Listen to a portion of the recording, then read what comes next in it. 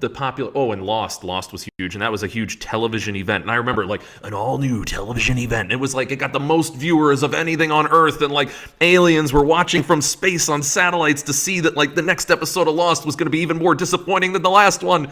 Defeated by delicious fruit pie. Hello, everybody, and welcome to another fantastic episode 175 of DBDFP. This is NEDTJ, Ned the Janitor, or Eric Allen, as you may or may not have noticed by now. I want to talk about all of the things, but unfortunately, there is only a short amount of time to discuss everything, so that's why you have to keep coming back every week. See that? See how I plugged that all in and made it all work out? It would not be an episode start without discussing the mug of the week, so let's do that. We've got Homer J. Simpson. If you can say what the J stands for, you watch too much Simpsons. It says, just because I don't care doesn't mean I don't understand. And it's like a great episode because Homer is, it's the episode where Lisa wants to become a vegetarian. And there's so many great lines in that particular episode, but just the fact that they tackle that is great. And one of the things that Lisa says is, I'm not going to be able to eat, like, what was, I think, bacon or something, again, because Homer was offering, like, to eat. And he goes, wait, so you can't have any more bacon? And she's like, no ham? No pork chops? And she goes, Dad, those all come from the same animal. And he just goes, yes, Lisa, a magical animal. But then she's very upset with him later on in the episode, and he just goes like, she's basically telling him the typical kid, like, oh, you don't understand, and like, you don't understand what I'm saying, and like the crying, kid thing. And he just goes, just because I don't care doesn't mean I don't understand. Like, he's like genuinely like upset that she's mischaracterizing why he's not responding positively to what she wants. And I just think that's a really great thing, because it is important to understand why somebody may or may not be giving you a positive response on something you're saying. It's not always because they don't understand you. Like, and I hear this a lot. There's this big misconception that if only I could get you to understand my point, then you would agree with me, or you would do what I asked you to do. Like, no, that's not true. And Homer depicts one of those reasons why, because sometimes people may just not care about your opinion, even if you've explained it 100% correctly. So here's to you, Homer. I'm going to drink some delicious hot coffee. Coffee. Anyway, how are you all, chitlins and whatever else is even on here anymore? I don't even know what to say about like what people are. I used to say guys and ghouls, but I don't think you can say guys anymore because I read this article on how that's like offensive to call people guys. So how are you, nerds? Nerd. That's even better, dirt. So I wanted to discuss a lot of stuff today, but I want to start by discussing the X-Files and The Office. And yeah, obviously, because those two shows are exactly the same, I think it's important to discuss why those shows worked and what unique time periods they're in. So I kind of want to do this analysis of both, and then hopefully you'll see my line of thinking, and then you'll understand what I'm saying, and then you'll agree with me, obviously. So I'm going to talk about first The Office, because I just finished up watching that again. I think it was the 6th time I've seen that entire thing all the way through. Like you say you've seen it all the way through, but there's obviously episodes where you either fell asleep or some other thing distracted you, so you're not actually watching the whole episode. So that's why you have to kind of go through it multiple times. But then there's those episodes where you've definitely seen that episode completely before and you still notice something new. But why The Office? So why does The Office, or why, I guess the better question, why did The Office work? Because people say guys to reference multiple people in that show, and that wouldn't work today, as an example. There was even a part of the Halloween episode where Michael Scott pretends to hang himself and then says ridiculous things to children in the episode. And that was not only cut from reruns that are shown on television, it was cut from Netflix entirely, and it was cut from the DVD series as well. So you literally cannot purchase that scene anymore, but you can find it on YouTube. Thanks for that, YouTube. At least you're good at that for now.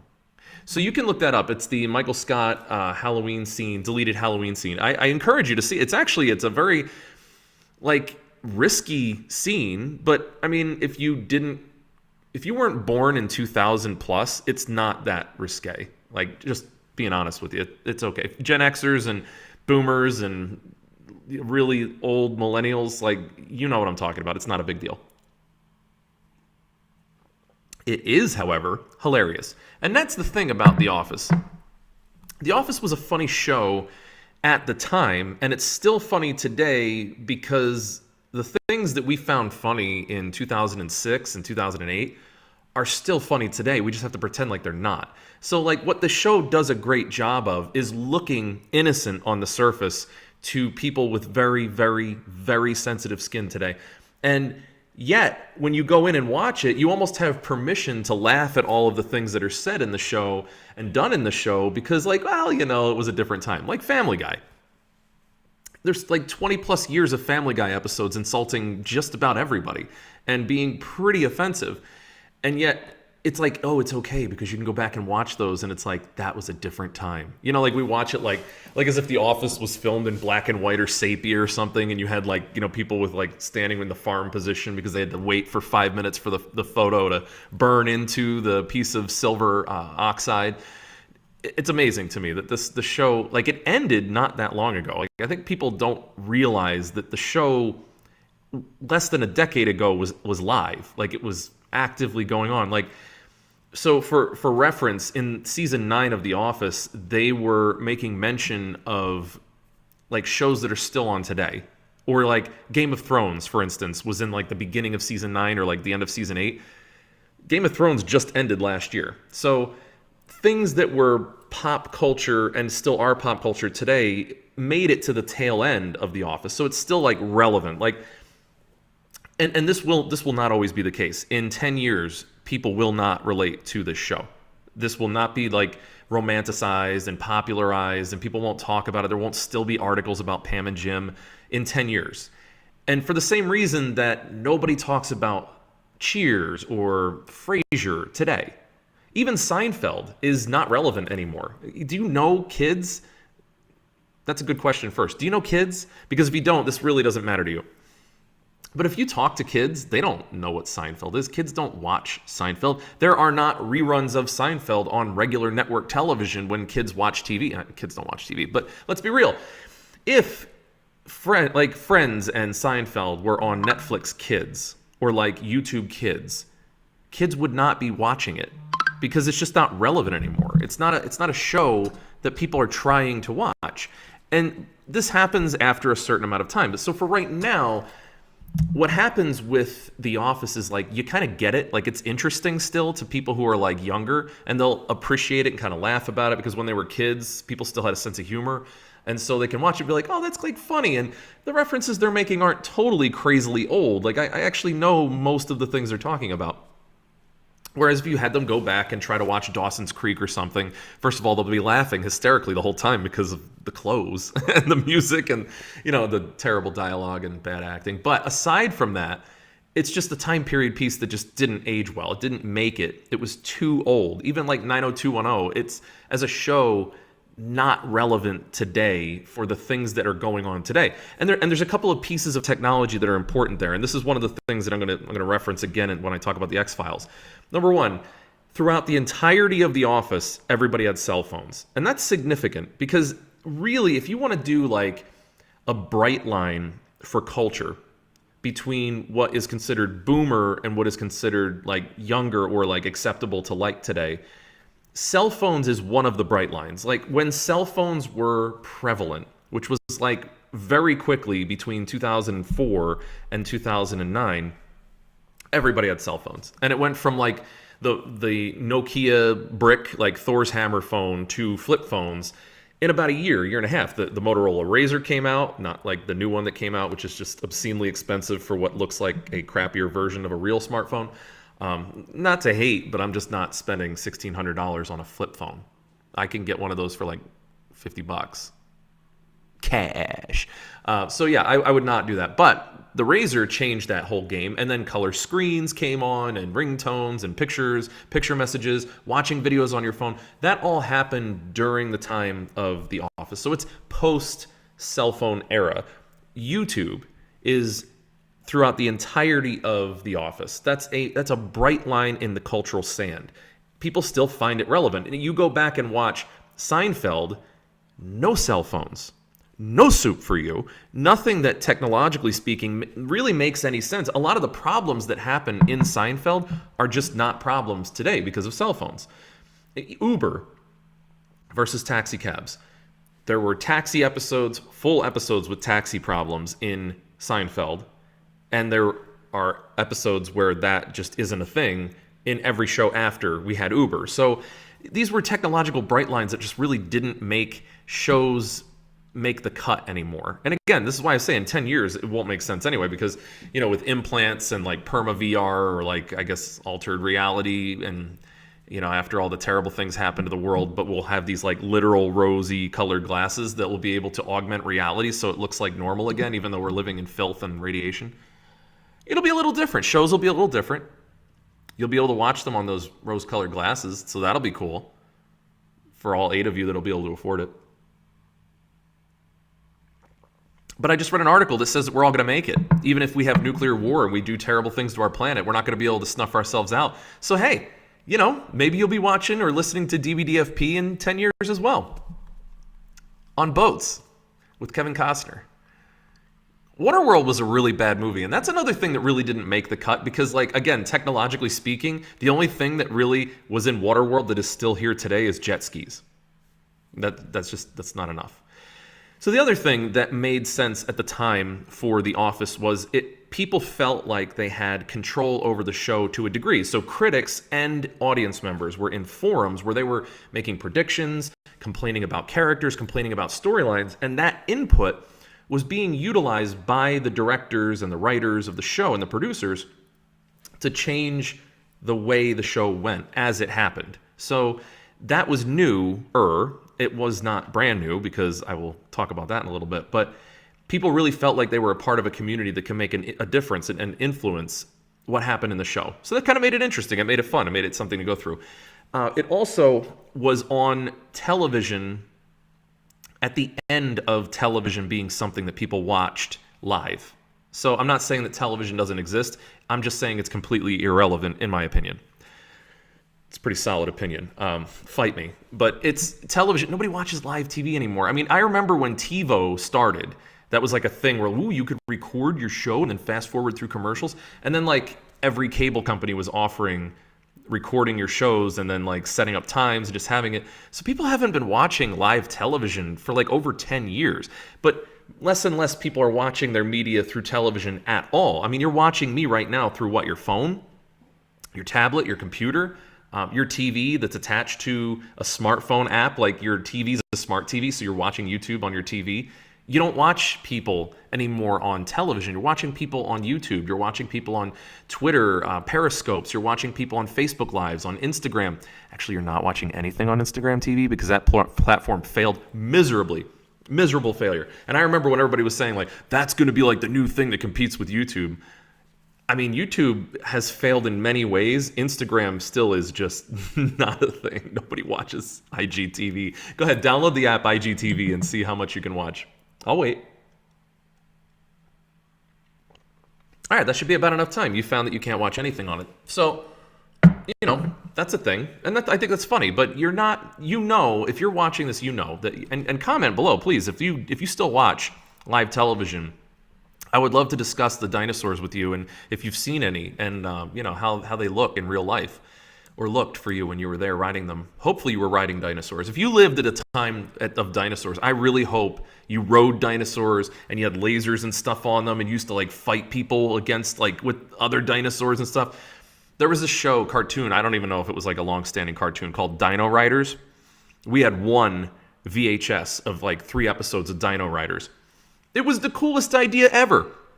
Futuristic people with plasma rifles and lasers and missiles befriending or controlling dinosaurs in a prehistoric time that they all got dropped into, and then fighting each other to the death with said dinosaurs, lasers, and missiles. There's almost nothing cooler than that as a kid. And it was basically just an advertisement for the toys. But the toys, again, are dinosaurs with riders that have saddles with laser guns and pistols and all kinds of explosives. What's there not to like there? So for all of you who watch television, I really hope that you can tell me more about the Dino Riders. Sometimes we watch live football games. So sports is different, right? But and I would just want to mention, you can watch sports and live sports events on tablets and phones and things, and most people are.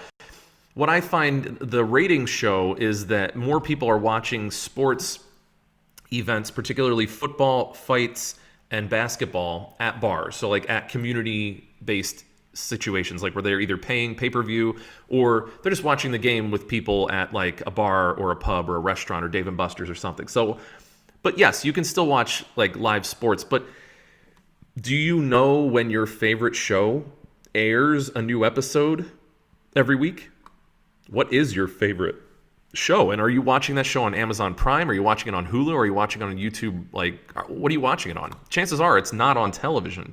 Network TV is usually a place where shows kind of show up, and then people end up watching them on live streaming services. I mean, you can even watch television on your PlayStation live. Like, you can watch it live. Same thing with Hulu. You can watch live television and events through your app of Hulu on your phone. So television is just not a thing anymore. It's very obsolete. So what The Office was able to do is catch the tail end of that. So like literally, if you look at the end of season 9, it was just about the end. It was like there was a significant drop off in when people were watching television. I mean, think about what shows everybody used to be watching. Seinfeld, Friends, 90210, and then you were moving up and you were seeing like your Office show, or you were seeing like even like Frasier and things like that. And then you were watching now the popular, and Lost. Lost was huge, and that was a huge television event. And I remember like an all new television event. It was like it got the most viewers of anything on Earth, and like aliens were watching from space on satellites to see that like the next episode of Lost was going to be even more disappointing than the last one. Survivor, Big Brother's House, like all those things were MTV cable, but they were network shows too that everybody was watching. And now, like the most talked about TV series in the last 8 years was Game of Thrones. That's HBO. Most people watch that on an app. HBO, it was HBO Go, now it's HBO Now, but it's not television. Network television shows don't really matter anymore. I mean, like, yeah, there's your long-standing shows like, you know, As the World Turns, So Do the Days of Our Lives, and General Hospital, and Grey's Anatomy, and whatever other soap opera that you're into. But, like, those are the same show over and over and over again. There are not new shows that are like, boom, up and coming, this is going to be the best thing ever, and everybody's going to talk about it. Because, really, it's just saturated. Like, there are too many places. There's Disney Plus now, there's Netflix originals, there's Hulu, there's Amazon Prime. There are so many places that are popping up new shows. Like AMC's Walking Dead, like you have to pay for AMC, and there's a streaming service for it. So you can watch The Walking Dead. You can watch HBO shows when they come out. They're well advertised. They have good marketing budgets. But the network shows drown out there. I mean, what are you going to watch? Big Bang Theory? Yeah, I really hope you're not. That show's awful. That's the reading level for third graders. Not to hate on that show, but I have a lot of hate for that show. Anyway, so these are all the reasons why The Office actually turned out to be pretty popular, and it worked out at the time period. Now, let's talk about The X-Files. What was up with The X-Files? You could not really do The X-Files great anymore, and I'll give you the evidence for that. The new episodes of The X-Files. It's really hard to have situations come up that are dangerous and that are seemingly isolated, where there are unfathomable events going on that could be one thing and could be another, and there's no really great way to tell. Government conspiracies are really easy to figure out now. Like, you know, there's FOIA requests and things all over the place. The internet's giving us all kinds of ways to investigate this stuff. But in the 90s, like 1994, for example, really only the FBI had cell phones and they had computers. There was internet, but all of these things were very limited. So if you went out to the to go find some kind of like creature, you weren't getting online. You were not going to get cell phone reception. The cavalry was not coming, and there was nobody around with like a smartphone to document anything for you so that you could prove later to your superior that your report that you were writing down was not completely fabricated. Like, these were all significant challenges. I mean, your cameras in 1994 were on a shoulder. Like, you had to like have a camera like this to be able to document things. So if you saw something like the Wendigo or like an alien or something, you were lucky if you had a camera to snap a picture. And it just looked like crap, especially if it was moving. And so you're typing out these reports on your little IBM PC2 in your a hotel room or whatever. And your superior officer's like, "You're nuts. You're knocking futz. Like, get out of here. I'm not ever going to support this or report this to my superiors."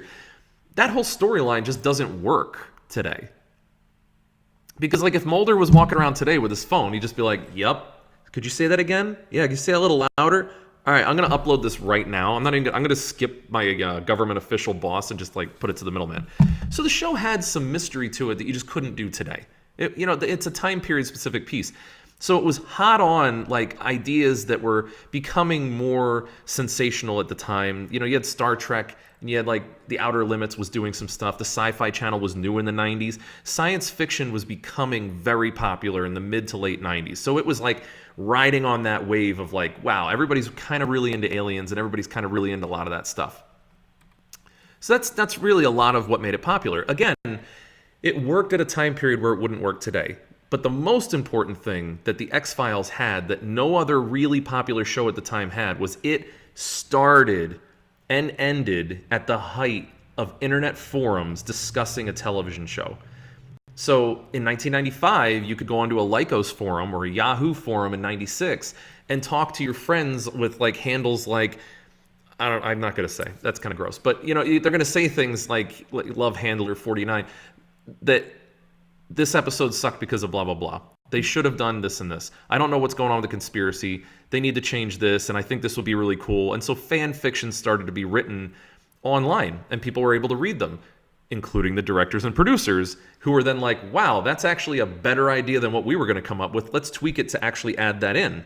And so then there started to be polls, and then there was an official X-Files forum where like they wanted to concentrate a community of people that were really into the show, and they did cherry pick ideas and build off of those. And that was brand new. They were the first show to utilize the internet, for better or for worse, to directly influence the show in real time, week to week, episode to episode. They were changing things based on internet input.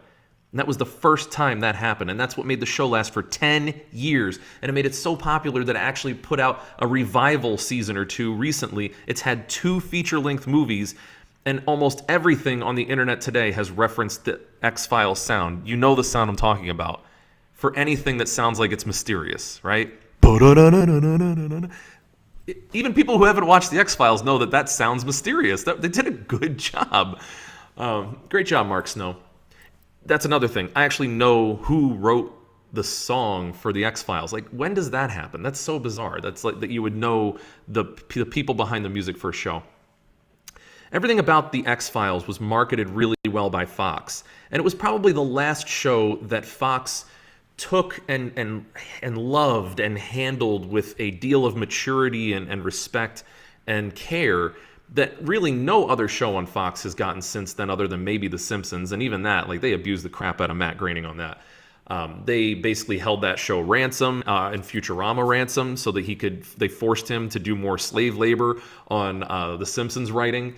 The X-Files was their baby for a long time. They even made a show, Millennium, that coincided with the X-Files. And then they made another spin-off show after, like in the mid to end of the X-Files, that went on for a couple of seasons. So they loved this show. And you could tell that like Fox loved this show. And everybody knew it. And everybody loved what it stood for, which was conspiracy theories, distrust in your government, crazy wild technology, aliens, ancient aliens.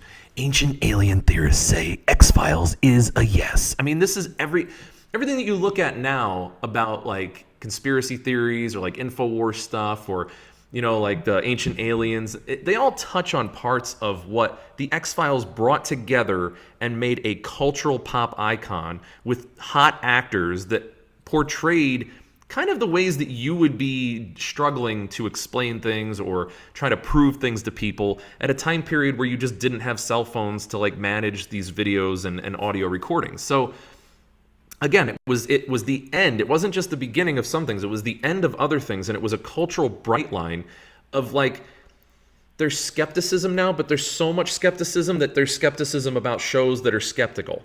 Like we broke it, this rode it hot and hard right to the end, and then it snapped off, and then we got like really nothing since then that has captured a healthy amount of skepticism and then trust and grounding in reality with the difficulty of explaining things and recording things and not having social media to influence things and having to get your evidence and information by firsthand accounts and then trusting authorities and sources. So it just you couldn't recreate the X-Files. And that's why the X-Files keeps coming back today, and it will always be interesting as an icon. But I've even noticed that the X-Files has not aged as well in the last 10 years as it did the 20 years prior. And that's what I see happening with The Office. So two completely different genres, but two shows that really capitalized on the same major aspects of culture, technology, and bright lines to make them age better than their peers, become cultural foci for like what everybody's zeitgeist was for a good 15, 20 years before and after, and really bringing people together in a way that made even boomers and zoomers not have to say okay to each other. So that's why I wanted to talk about the X-Files and The Office. I do want to talk about some housekeeping stuff. We are going to continue to do videos, like fun videos, short clips, and things like that on YouTube. So I appreciate all the support. I love, everybody who's been on here and everybody who like watches and comments and likes the posts. Like, it's been great. It's been fun to be on YouTube, but I'm no longer going to be doing live streaming starting next week. I won't be doing live streaming on this platform, on YouTube. I will be recording full episodes, and they will be getting put out as a full podcast episode. So I'm going to go back to uploading everything on iTunes. So stay tuned for that. Look for it, download iTunes, or go on to Libsyn, Libsyn, and you can get all the episodes, and they're just audio. I mean, like, you don't really need to sit here and stare at me anyway. Most people are listening to this while they're doing other things. So, I as much as Dr. Ocelotopus is awesome, because he is. He even has the stop sign at his mouth. He's done. He's done with you people staring at his boobs. He really doesn't like it. It makes him very uncomfortable. I had to put him in the corner a couple times because he was tantruming. So, yeah, we're not going to be doing the live. Every once in a while I might, and especially if I have a guest, if somebody comes up and we're doing something live. I have nothing against doing live episodes, but just every week of doing it is becoming a lot because I'm actually doing some other things that I'm going to talk about too that are really cool projects. But I will still be doing the audio episodes as podcasts. So don't worry, we're not going anywhere. You're not losing us.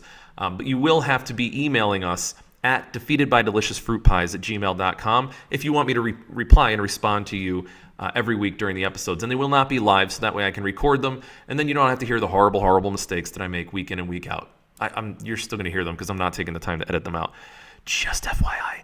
So that's one thing. The other thing is I will be taking clips from the video of what I'll be doing. I'll be putting those up on YouTube, but they'll be more like 6-minute and 12-minute highlights of the things that I think were like just either interesting or funnier from that episode. So don't worry. And it's going to be more of a feeder for the podcast, because I like the podcast being where it is. I like it on iTunes. I like looking at the stats on Libsyn. It's really interesting to me. Some of you who have been subscribers since 2013, thank you. It is awesome that it's been this long of a ride and you guys are still hanging out and you're still liking the stuff that we put out. I love to see those downloads every week. So that's a big part of that. And why is that? Because I'm also going to be doing live video for my business, really, on Twitch. So I'm using Twitch as a platform to talk about some of the same stuff we talk about here. But a lot of the feedback that I've been getting lately for my episodes is that people's favorite stuff that I do is in analysis, the psychology and philosophy of things, the history of different aspects of holidays or a tradition or a season or whatever. I'm going to be doing that kind of stuff, plus a lot of other things that are specific to the education world, the college world. And then I'll be reviewing movies and reviewing music and written formats of things. And I'll be reading articles and making fun of people in general, pretty universally. So don't worry, if I'm making fun of something that you wrote, I'll be making fun of somebody who disagrees with you probably right after. So you can check that out. It's actually College Success Coaching. That's the name. It has nothing to do with DBDFP. But I'm going to be doing that every Wednesday night for a couple of hours, 2 to 3 hours. So if you miss my beautiful, beautiful face, you can see me on Twitch, but it's not going to be on Defeated by Delicious Fruit Pies. It will be at College Success Coaching on twitch.tv. So check me out there. You can throw a comment in there. You can let me know if you're one of my DBDFP people. I will not be identifying myself as any DTJ on DBDFP. I will be identifying myself as Eric Allen on College Success Coaching. But we will be talking about a lot of movies and books and probably comic books and video games and TV. Yeah, but college stuff too. So it's not just going to be that. It's actually going to be educational, hopefully, and it'll be useful for people to check out. So I'm building that community up. I'd love to see some of you guys jump in there and be a part of it. But I will not be discontinuing the podcast. It will continue. I may even try to be more frequent in getting some of the other guys from the group back on, at least one or two of them at a time. Our schedules are crazy different, but I'll do what I can because it will be audio, so we might be able to make that happen. All right, so the other thing that I want to talk about is good movies that make everybody angry. I want to talk about Ford versus Ferrari and Terminator Dark Fate because I liked both of those movies, and I'm not supposed to, apparently. So I read a lot of articles that talked about how SJW crap ruined Terminator Dark Fate and how you're not supposed to really like it because they were shoving feminist stuff down your throat and they were shoving all this stuff down your throat. I just don't care. I just didn't care. I thought it was a cool sci-fi action movie that was very true to form for Terminator 2. Were there things that would have changed? Yes. Go back and watch my episode where I critique some things about the movie. But apparently, I should be getting yelled at by people who don't like SJW stuff because I'm somehow, I don't know, loving that kind of stuff. I don't know, whatever. So that apparently tanked the ratings for that movie. And I think that's a shame, honestly. It was just a great movie. It was a really, really good Terminator movie. It was much better than the last three. So I'm not supposed to like that. Now, I loved Ford versus Ferrari. I just saw that movie. It is fantastic. I think it's Christian Bale's best method acting since American Psycho. He's amazing. He really is, and he shows it time and time again. He's just such a piece of crap, terrible person that we kind of ignore that, but he's really a great actor. And Matt Damon is Matt Damon, and he's awesome too. He's great in this movie. Their chemistry is just stupid good. And apparently I'm not supposed to like that because it's a bunch of white males in a movie that is about a company called Ford versus a company called Ferrari in the 1960s. So apparently we were supposed to have females running Ford and people of color running Ferrari in the 1960s to accurately portray a true story. I'm not sure how that was supposed to work, but apparently I'm not supposed to like it because of that. And if I do, I'm a misogynist and I'm all kinds of phobe thing. And I don't care. I just don't care. I don't care. It was a fun movie. It was a really cool movie about really interesting people that had different takes on life, and it felt very current and present, and it was exciting, and my heart rate on my watch, I checked, was 120 beats per minute at some of the race scenes, and I'm not even into cars that much. It just was really cool. It was a really cool movie, and it gave me more of an appreciation for what I thought before was just a completely stupid, pointless sport and activity like racing. And now I understand why people think it's really cool and important. I still don't. It didn't, change my mind thinking I'm not going to go watch any of these things now, but it did help me gain an appreciation for something that's outside of my norm, which I think is what art should be doing, right? Shouldn't art be teaching you something about a world that you're not familiar with and help you gain an appreciation for it? If that's what art's supposed to do, it did that perfectly. It did a great job. So I'm not supposed to like that. And the opposite people that tell me that Terminator was awesome are telling me that this Ford versus Ferrari movie is terrible. And the people who are telling me Ford versus Ferrari is awesome are telling me that Terminator is terrible. So apparently I'm just going to get yelled at by everybody because I love both of those movies. I highly recommend that you see both of those movies for not either of the reasons that anybody tells you. Watch these two movies because you will enjoy yourself. Stop worrying so much about doing a head count on the number of people that fit demographics. Stop doing a head count of how many men are trying to blow up the things that are being blown up in the movie. Just enjoy what happens because people who cared about producing a quality production of art did so together with care and effort and lots of money, and they did a great job executing their plan. Just go do what they wanted you to do, which was just enjoy what they produced for you. They didn't produce these things for a head count. They didn't produce these things for any particular agenda. I watched the interviews with the directors and producers of both movies, and they didn't say anything about meeting quotas on anything. They weren't trying to just make political statements. They wanted to make great movies, and they did a great job. 2019 has been a fantastic year for irregular movies to come out on top. And if you are robbing yourself of the experience of enjoying movies because some idiot was talking on this platform called YouTube or Twitter or whatever and telling you that you're not allowed to like things because certain people did it or certain other people didn't do it, you're robbing yourself. You are just totally robbing yourself. Go in with a clean slate and just take it for what it is. You will enjoy it. And if you don't, I'm not giving you your money back, and screw you. But, that just means you're dumb anyway. So I hope you enjoy it. It means you're smart. If you don't enjoy it, don't tell me about it. I don't want to really hear it. But if you did, let me know in the comment section below. So that's all I wanted to talk about with that. I want to talk some philosophy and psychology here just as I wrap up, because I know we're getting close to our end time here. And I'm going to start by taking another sip of coffee because I need to kind of calm down about the movie thing. That really bothers me when people hate art. You know what's not good art? Modern art. Change my mind. Fight me on that one. When somebody's using feces to hand paint on a canvas with their body, that's not art. Fight me on that. Tell me the virtues. Really? Tell me all about how that compares to Salvador Dali.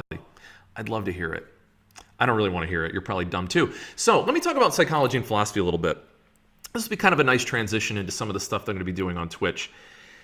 There is a psychology and a philosophy to almost everything that has to do with media because it's working on you right now. Why do I have Dr. Oxalotopus on here? It does something. There's something about Dr. Oxalotopus that I like.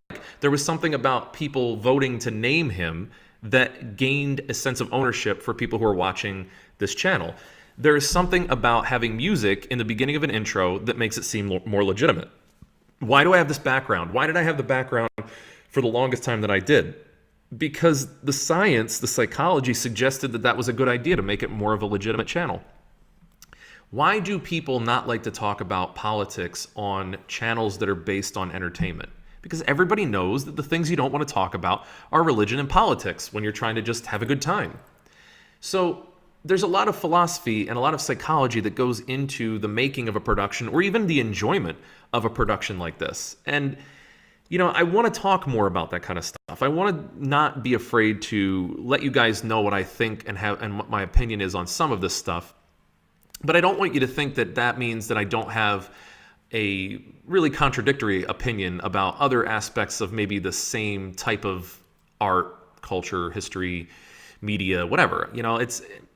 I think it's important to realize that people, for the most part, that you're going to see have like 1 million followers or 200,000 followers, 600,000 followers, most of those people do so they follow a hard line because it's really, really hard to keep people watching you and listening to you when you keep throwing out opinions that cause them cognitive dissonance. So I want to start with cognitive dissonance because I would love to inoculate you all as you grow with me on the channel, the podcast, and like even the Twitch thing. So what is cognitive dissonance? Cognitive dissonance is when you think two things that contradict each other and that causes you stress. Like it literally causes trauma, like trouble for the brain. Like it's like saying like I don't believe in killing anyone, but I believe in the death penalty. There's a level of cognitive dissonance where if you were the one that had to throw the switch, you were the executioner for a federal crime, your brain would be like, stop. This is not okay. And it might short circuit you for a minute. It's the same thing that allows people to believe that just because this person over here stole, justice should be done and they should go to jail, forgetting all the while they've been stealing Netflix for like the last 3 years on their buddy's account. That's a crime too. By the way, that's a crime. That's theft. I know, that's uncomfortable, right? That's cognitive dissonance. What's good for thee is not what's good for me. And like what's good for the gander is not good for the goose. So cognitive dissonance is everywhere. We are hypocrites. Everybody's a hypocrite. We have to be. It's a very important tool and technique that we use in our brains to be able to navigate a diverse landscape of situations and events in the world, specifically social events. You whisper in a library, right? If you were in a church, you grew up in a church, you whispered when you were in church. You yell when you're at a stadium. Why is that? Nobody needs to tell you. The environment tells you. You let yourself know. But that's contradictory. Walking into a building, one or another, should not dictate your volume level. But that loud person in the classroom, in the movie theater, in the library, in the place of worship, in the government building, that loud person is very annoying. And that everybody's watching and listening to that person being like, I wish they would shut up. Like, we all know that. But we go to another environment and we yell and scream our heads off and we act like animals when we're, drinking and talking about what sports team that we think should win, even though we're not the ones playing.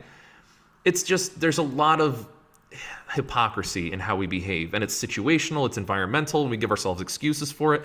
Unfortunately, When it comes to political affiliation, religious beliefs, philosophical beliefs, we don't like cognitive dissonance in our lives, more so than most other things, because we like what's called affiliation. So it's another topic that I want to talk about really quickly. We like to belong. We really like to be a part of a group. It's our social nature to lean on people, feel a sense of accomplishment together, cooperate, and things like that. Even people who are kind of jerks, they like to be around other jerks. I mean, I don't know if you noticed this in like middle school or whatever, that there were all the jerks hung out together. Like, how did that work? Like, you're all assholes. Why are you all hanging out together? Because they like that kind of person. They still need to belong to a group. You know, the Mean Girls thing, right? Like, they need to hang out together. Even though they're backstabbing each other and being nasty, they still need to be in a group, in a clique. Because if they were alone, that would be like the worst. Like, you know? So affiliation is really important, and cognitive dissonance is really difficult. And you mix those two things together, and it makes it really hard for me to say things like, I loved this movie that had a female cast, and the only guy in it was supposed to be a robot, and they talked about, like, crossing the border and immigration and things in ways that were sympathetic to that population and really didn't give any kind of counterweight to that. And I really liked that movie. I can talk to an audience that's going to say, yeah, totally, I'm with you, and I like that too. And I think it's stupid when people really critique that viewpoint. It's hard for those people to keep listening to me when I say a movie that has one female lead, which isn't really even a lead, it's a support role, and has a bunch of white guys in almost every single scene in the movie was fantastic and did not need anybody else in that movie to make it complete. That's a tough pill to swallow. So the people in week one who are going, yeah, you're right, are going, oh, this guy's far right. I can't believe I even watched one of his episodes. I can't listen to anything he said. And people who are watching this episode now are going to go back and watch a previous episode and go, oh, no, but this guy's a lefty. He's an idiot. I'm not going to listen to him. Or worse, you get called like a Tim Pool, right? A milquetoast fence sitter, because God forbid you have opinions that are on specific pieces of art that are contradictory in principle. Because as if we can't do that, as if we can't have opinions that are different from one person to another person, one piece of art to another piece of art. We are quite capable of having like situational beliefs about people, places, and things and concepts. We are. You do it all the time. So I would ask you to inoculate yourself as we go through this journey and understand that I don't care if you disagree with me. I mean, I could stop right there. I don't care. I don't care if you disagree with me. I may not read your opinion out loud, but I'm going to read it. And I may not like what you have to say, but I'm going to listen to what you have to say. And I may not change my mind on what you have to say, but that's okay. I wasn't trying to change your mind either. That's not the point of this. I'm trying to goof around and have fun and talk shit about things. And I'm going to say things that are hopefully going to offend you at some times, because that means that it's going to make other people feel included and belong to this group. And I'm going to say things that offend them, hopefully, because then you will feel like you're a part of this too, and that you can see where I'm coming from. And I'd love nothing more than for people to say in a couple of years, like, yeah, you know, that guy, he's all right. I don't agree with everything he has to say, but at least he has interesting points, and he's funny sometimes. I would love that. You know, that would be pretty much what I'm looking for. So I'm not probably going to have the 600,000, the 1 million followers ever, or even the 100,000 followers, because it's hard to make people stick to you and stick with you when you are challenging their psychology and challenging their philosophy randomly. It's like worse. If I was always challenging one side, the other side would have a really good time and a really easy time watching me. And if I don't make any decision and any opinion, then it's just not interesting, right? It's just boring. Like, people just aren't going to come anyway. So my hope is that reasonable people that are able to think on their own and are able to say, yeah, I disagree with that, and I'd rather just, tell him about it and then see if he changes his mind on it. I would rather that and have a slow growth and a slower start and have less people here together in this community than I would any day of just sticking to one side, because I know I'm going to lose a ton of followers if I start talking in a different way. So I hope that you want to keep going on the ride with me. I really hope that the podcast thing's not a big deal. Hopefully you understand that you have a smartphone, and so you can download podcasts very easily. If you don't know how to use podcasts and you have a phone, you're a boomer. But it's okay. We love you anyway. I'm not going to say, okay, boomer. I'm going to say I will help you to learn how to download those podcasts. So Remember, it is DBDFP or Defeated by Delicious Fruit Pies on iTunes. We are also on Libsyn. I'm working on the Spotify thing, but for some reason it just doesn't work like it does for the other platforms, mostly because Spotify sucks. But we're going to keep working on that. That's all the things that I had to tell you guys about this week. Thank you all for continuing to be with me. Next week will not be live, but I will be posting things on YouTube as we go forward. I got some funny videos from like a while ago I still need to post. And, well, at least I think they're funny. I entertain myself. That's another one of those ways that I don't care. And I will be posting the stuff on iTunes this week and next week as well. So have a great week. Have a great Thanksgiving, Turkey Durkey Day. And I will see you guys randomly, and you will hear me very soon. All right. See you guys. Defeated